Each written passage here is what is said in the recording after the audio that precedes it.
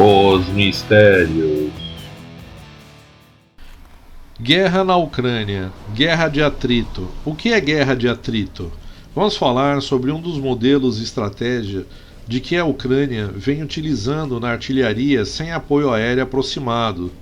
Apoio aéreo aproximado são aviões e helicópteros que voam pelas proximidades, ajudando o exército a avançar a artilharia. E por que sem apoio aéreo aproximado? Visto que no campo de batalha entre a Rússia e a Ucrânia existem vários mísseis antiaéreos terra-ar, torna-se um cenário muito complexo de alta destruição para aviões e helicópteros. Como um avião é um alvo estratégico de alto custo e de difícil reposição, não é viável nesse cenário se utilizar aviões. É um risco muito alto de perdê-los e depois você não consegue repô-los, deixando assim os aviões para um uso num cenário mais estratégico e não numa guerra intensa de tantos mísseis antiaéreos. Como a artilharia russa de maior precisão, que são os tanques de guerra de artilharia obuses 2S-19, visto aqui nesta imagem, possuem um raio de engajamento do alvo, ou seja, um ranger de ação de no máximo 20 km para atingir um alvo inimigo.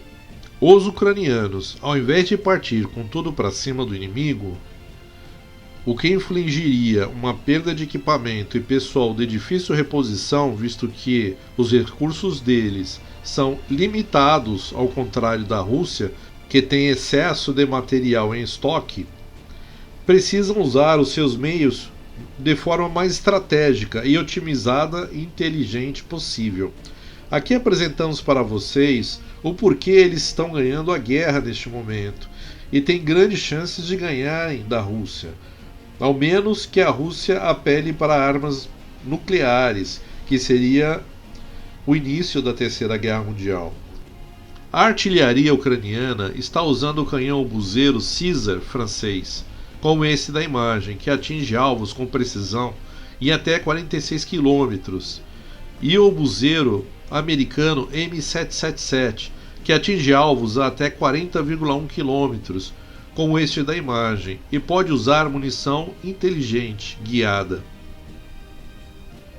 Agora vamos ver a animação da guerra estratégica da Ucrânia, chamada Guerra de Atrito. A tropa da Ucrânia, neste exemplo, está a aproximadamente 90 km de distância do exército russo, e o drone Puma de reconhecimento identifica o inimigo russo.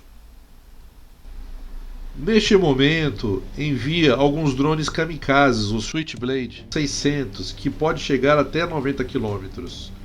Opa, mas tem um problema, o rádio base só fala até 40 km com os drones, que são essas setas em branco. Não há problema, na verdade, porque esses drones, eles conversam entre eles em enxames e são autônomos, e também podem conversar com um drone de reconhecimento.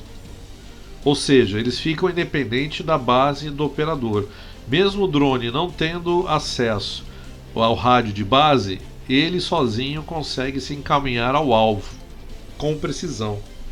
E o exército russo vai ficando cada vez mais fraco, sendo atingido no seu fronte.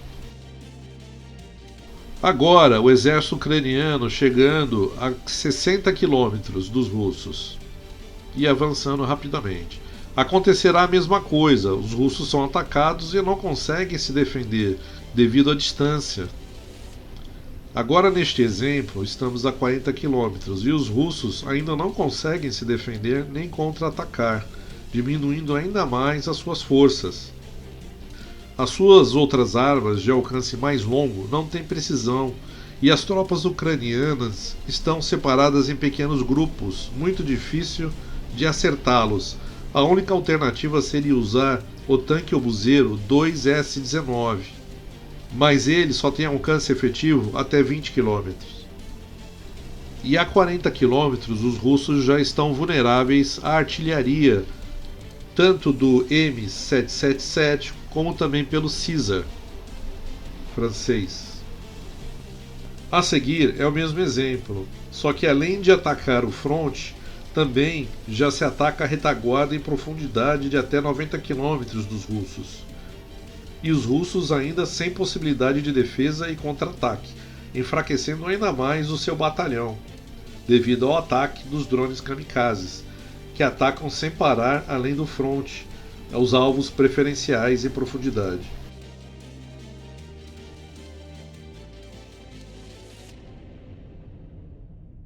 Agora a 30 km, os russos remanescentes se aproximam do exército ucraniano, mas ainda sem possibilidade de defesa no contra-ataque, e ainda continuam sendo bombardeados incessantemente. Agora a 20 km, os russos já conseguem ver a vanguarda ucraniana e já conseguem atingi-los com seus ubuzeiros.